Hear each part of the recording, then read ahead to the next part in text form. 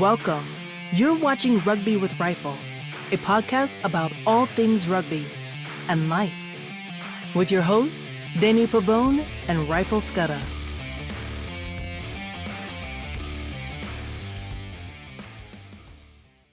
Welcome to Rugby with Rifle, a podcast about all things rugby and life. As always, I'm joined here with my friend Rifle. Rifle, how are you doing, sir? I'm doing well, thank you, Danny. Unfortunately, the autumn series is over, so we've got to wait a while for the next big international rugby, which is the Six Nations. But glad the way South Africa went and the things turned out well for us. So yeah, it was a good series for South Africa. So doing well, thank you. Yes, as always, a lot of interesting international rugby that uh, took place this past weekend and over the month of November. And if you're new to rugby, we're going to be talking about the weeks 4 and 5 of the Quilter Nation Series, also known as the Autumn Nation Series, a competition between Northern and Southern Hemisphere rugby nations usually during the month of November. So let's get right to it, Rifle, and just speak about weeks 4 and 5, even though 5 was just one game that we'll get to.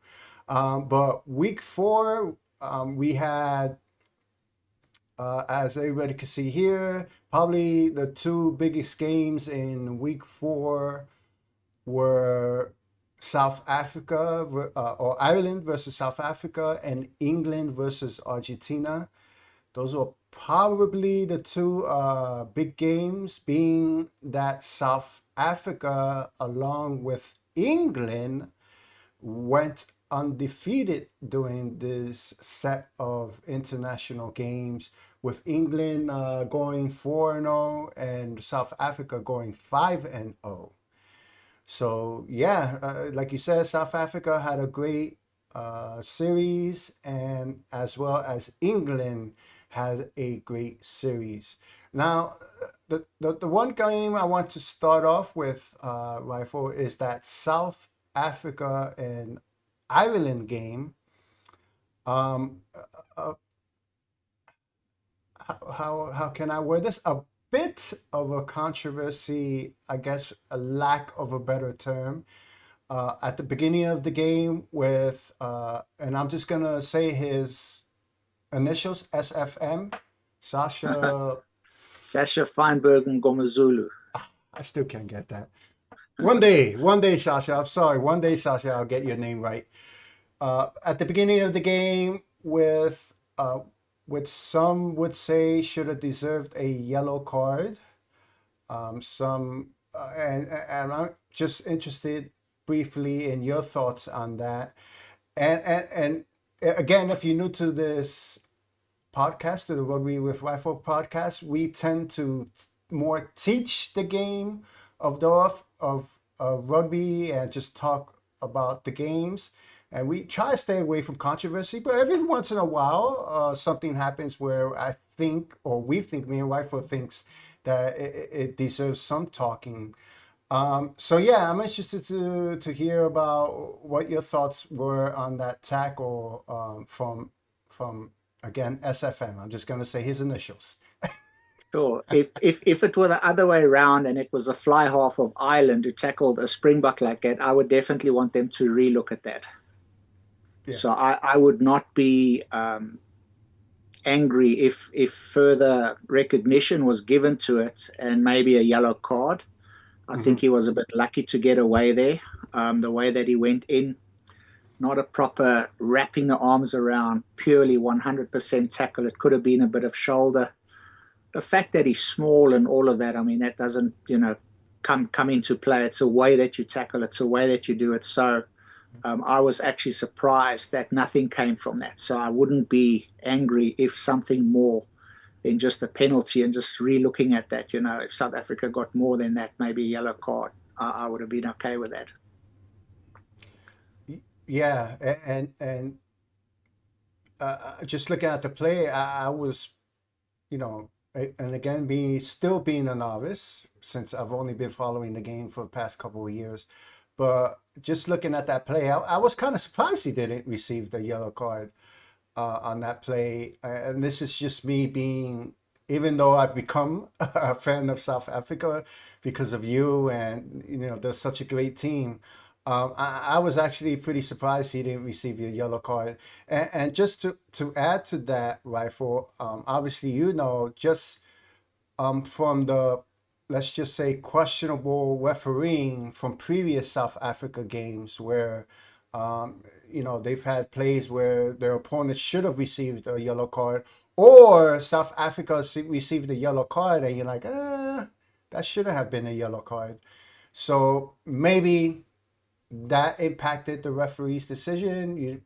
You can't say obviously we're not in the mind of the referee or the refereeing crew, so or officiating crew, I should say. So maybe that may have had some impact on why SFM didn't receive the yellow card.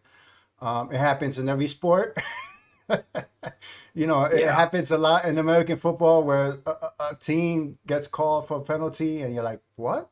And then the other team gets called for a penalty and you're like, what? And then a lot of fans will be like, okay, that's the makeup for the first penalty.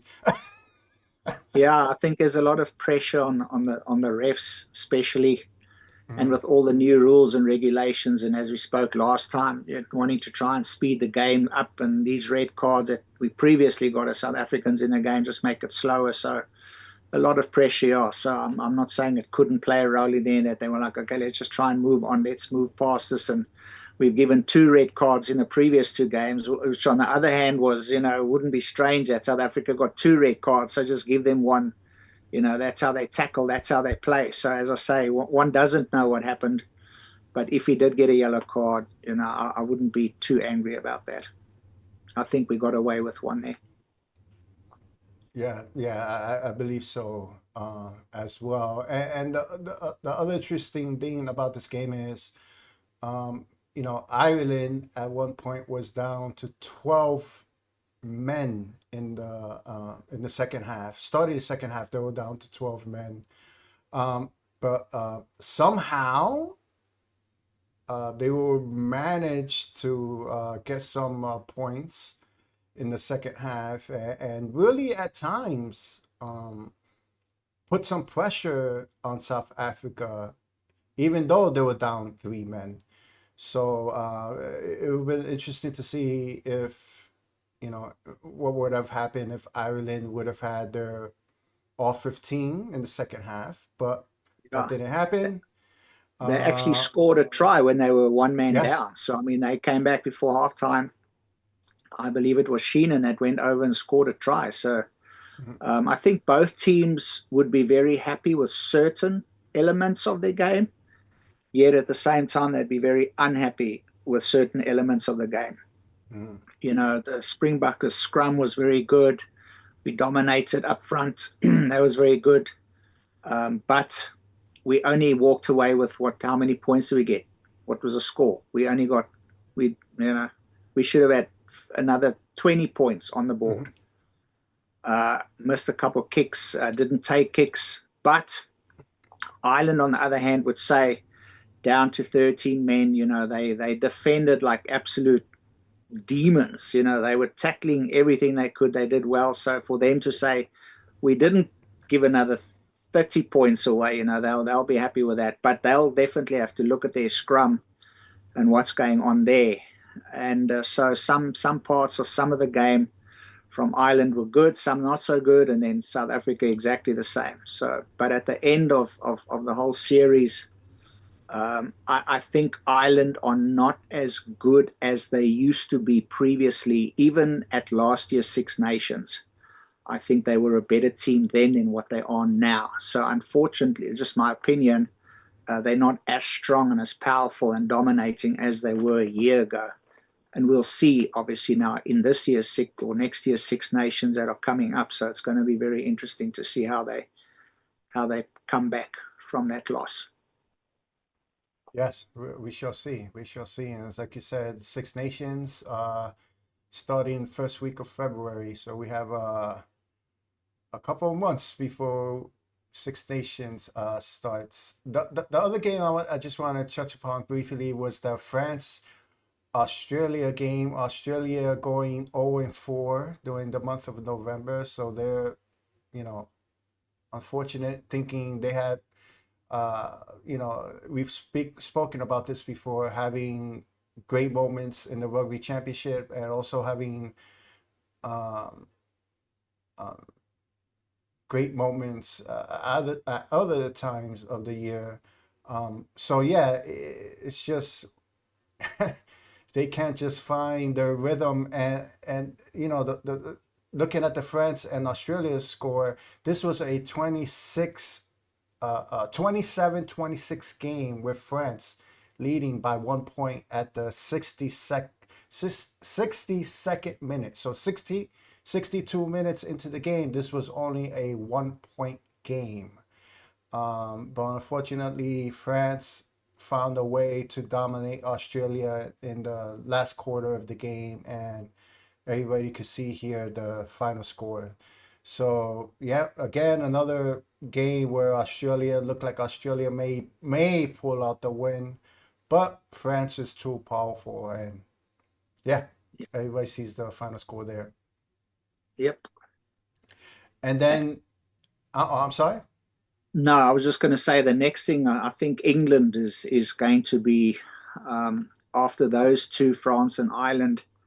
The most interesting side was England, from Mm, the Northern Hemispheres. They actually had a better record than the Springboks.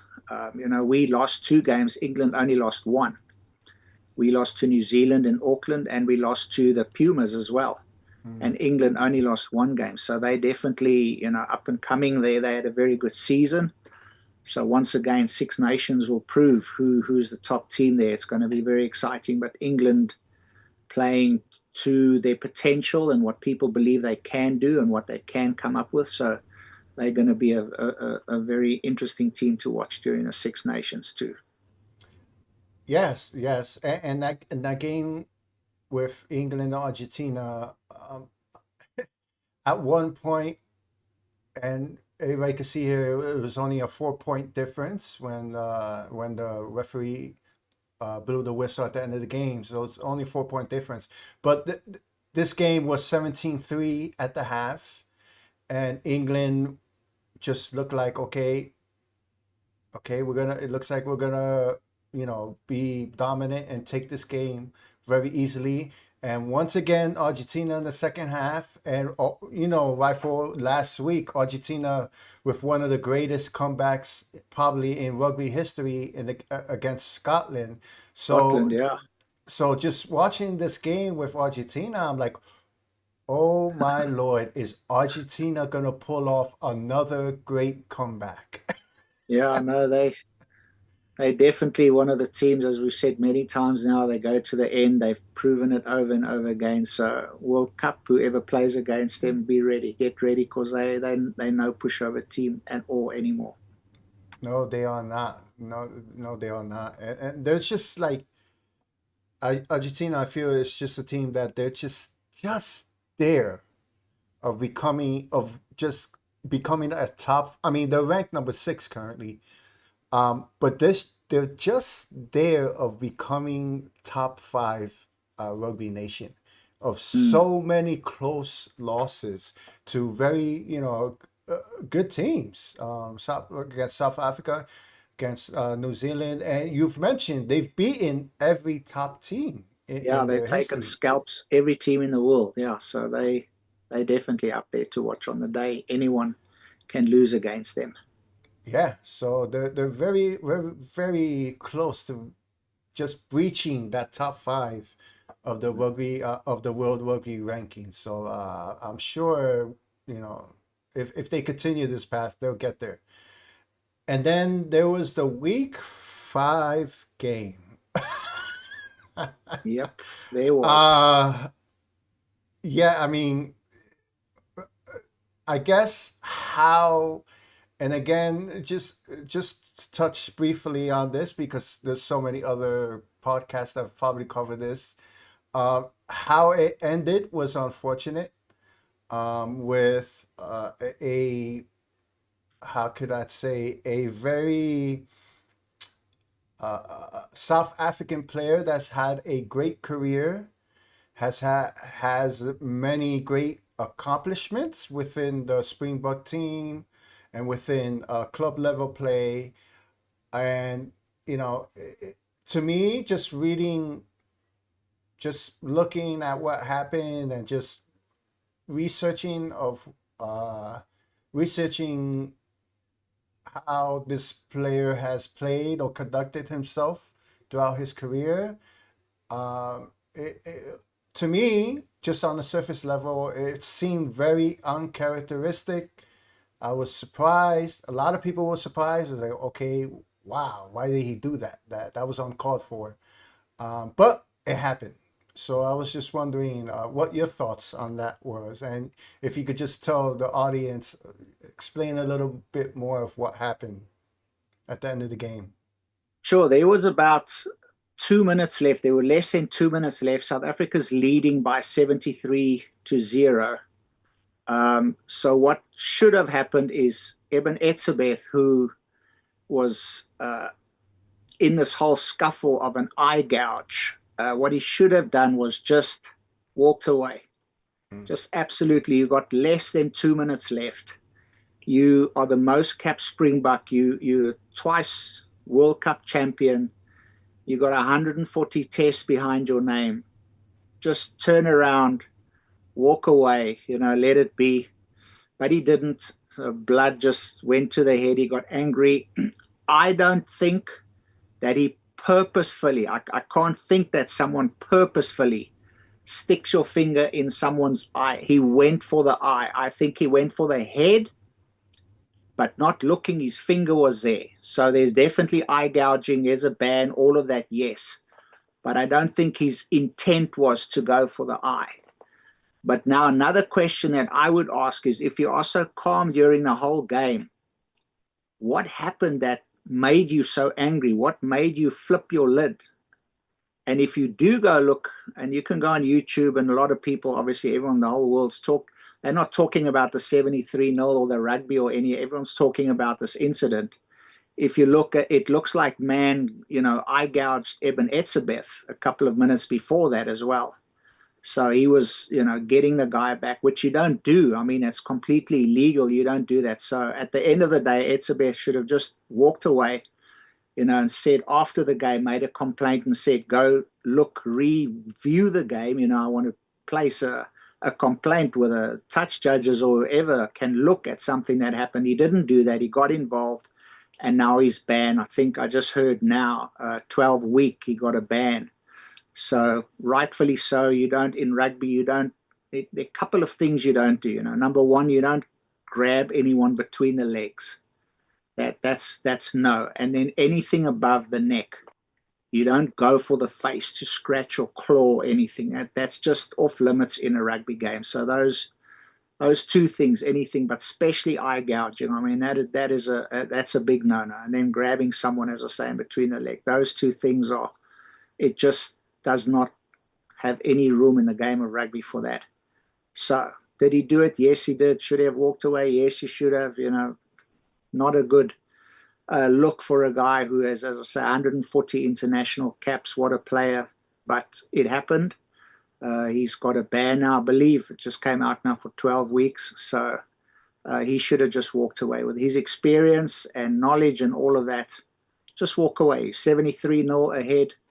And it's easy to sit here in my comfy chair and say walk away and so on when someone, because if you go look at the replay, the guy grabs him, all of that. I mean, I understand that, but you get yourself and your team into so much trouble. Rassie has really worked hard, because the Springboks, they brutally, they're dangerous, they all of this. And Rassie's worked very hard to kind of get the guys to play a very, very clean game, even though they don't like the way we scrum, they don't like the thing, but it's all within the law. When you do something like that, then it just, oh my goodness, you see these South Africans look at, which is, in my opinion, they've changed a lot over the years, especially since Rassie's been there.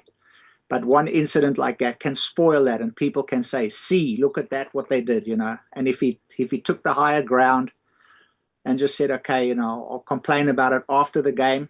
I'll ask people to go and look. I'll lay a complaint. Rather do that than do what he did. So, in my opinion, just walk away. But obviously, unfortunately, he didn't, and now the whole world is talking about that. So, Yeah,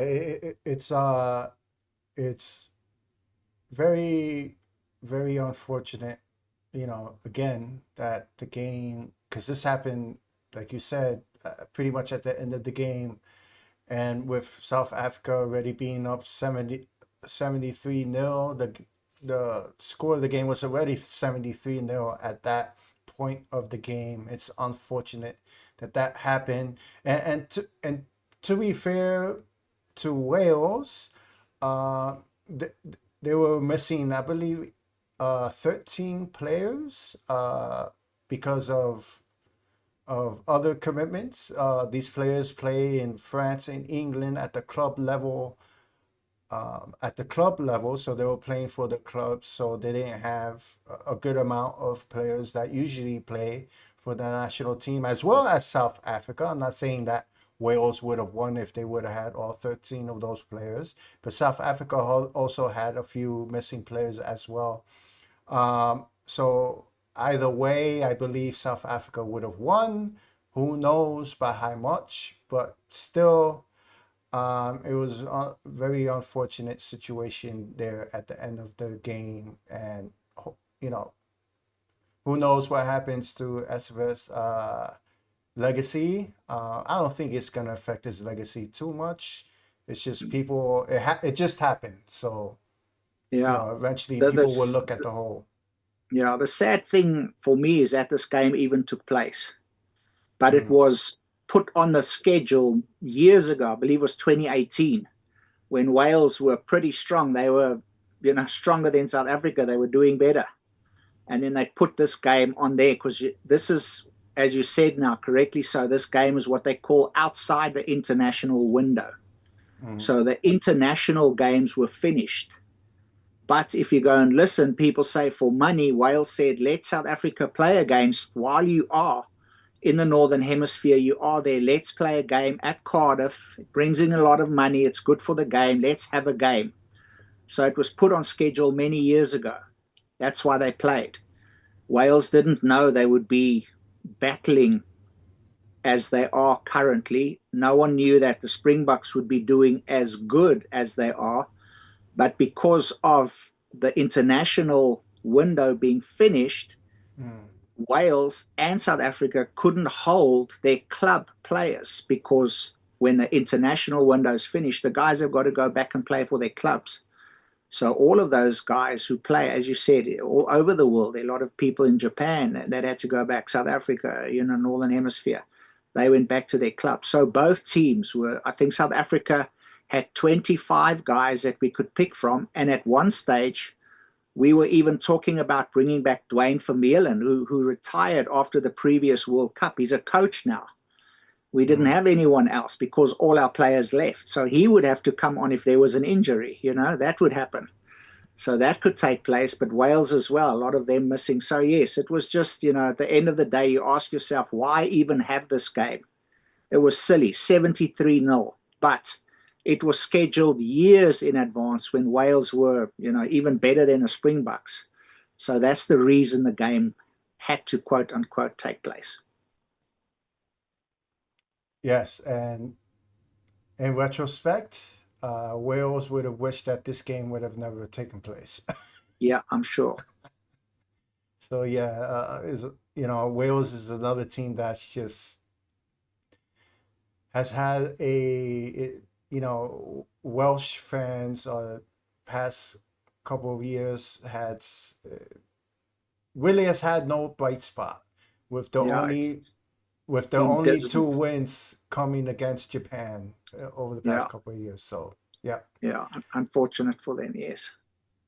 So with this set of series, during the month of November, with this set of matches, the rankings did not change. The only thing that changed, obviously, are the points for the rankings. But after the set of of games over the past couple of weeks. The rankings have stood the same. As everybody could see here, South Africa has maintained the number one spot. I believe this is the third year in a row where they had the number one spot to end the year. So, as you say, South Africa, you've been loving their play over the past few years, ever since Rossi Erasmus has taken over the head coaching reins. So yeah, they've had a great one, and I see, if everything continues, they'll continue to have a great run. So yeah, it's pretty Yeah, cool to watch. very happy with that because the New Zealand side who won the World Cup in 2011, 2015, their thing was they didn't just win World Cups because people say South Africa is good during the World Cup, but during those 4 years in between World Cups, they're not that great. And that's what made the 2011 and 2015 All Black side so amazing, that they won 80% plus of all their games, whether it was in the Mm. World Cup and the 4 years in between. So for 8 years, they won 80% and more of their games. And that's why people rated them, or still do, arguably as the best team ever to play the game. Wow. But now, since Rassi has come, he said, okay, what we're going to do is we're not going to just concentrate on World Cups. We also need to get to a place where we win in between the 4 years, not just the World Cups. And that's exactly what they've done. As you said, the last 3 years, number one in the world. So, man, that guy has just accomplished so much. I will keep on saying it. I'm just so proud of what he has done with the nation of South Africa, what he has taken that team from where they were, losing to Japan in 2015, losing 75 with 75 points to New Zealand in 17, coming in 19, winning the World Cup. I mean, he is phenomenal, and it's just amazing what he has done with those group of players, that they play for one another, believe in one another. Even the last minute where you watch South Africa defend when Wales were there and they were going to score and they were on the try line of South Africa. I mean, and Tlabakanye, he was tackling, he's 150 something kilograms. He was running around like a wing, tackling guys this side of the line, then that side. They were defending, they were saying, you will not get past this try line. This is South Africa and you will not come over this line. They could have said, 73-0, one of our players off red card, we'll give up. They didn't. They till the end, they were giving it their all. And that's just, as a South African, it's not just, I mean, like you say, England. Look at Argentina the previous week where they fought against Scotland right till the end. And in the end, they came through and they won. But just from where we were and the team we were and what we did and, how people looked at us to now, Rassi has done that, and that's just phenomenal. So very, very happy with where the Springboks currently are. Yeah, he's done an amazing job, and I always joke around, the U.S. Eagles. Being that the Rugby World Cup is going to be here in the United States in 2031. U.S. Eagles, I always joke around, offer Rossi $10 million a year to make him come over here to the U.S. to develop the U.S. team. Who knows if he would take it? What's the number? I wonder what's the number it would take for Rossi to come and People are develop the talking U.S. about that and team. his contract in South Africa, but the people that know him, and there's not enough braaiing and there's not enough brandy to get him away from South Africa. And you understand a bit of our culture. You understand what a braai is, a brandy and coke that we have. And Rassi's not going anywhere. He's so South African. He's staying put where he is, and he's enjoying his braais and his brandy. So I don't think 10 million is going to do it for him. Okay, here's the middle ground. We'll move all the U.S. players to South Africa. There you go. That might work. Yeah. Yeah. And just to put a perspective on that 80%, when you were talking about New Zealand there, 80% of the games winning. For us American football games, fans, I should say, that's like a NFL football team going 13-4 for 8 straight years. And that's, if you go 13-4 for 8 straight years in American football terms, that's an amazing thing to do for 8 years straight. So what an amazing run that was for New Zealand. So with that, everyone, I hope you enjoyed this episode talking about week 4 and 5 of the 2025 Quilter Nation Series, and looking forward to talking about that the pool draw of the 2027 Rugby World Cup in Australia, which will be an episode coming very soon. So with that, again, thank you, Rifle, as always, for your knowledge. Very welcome. Until next time, everybody, take care.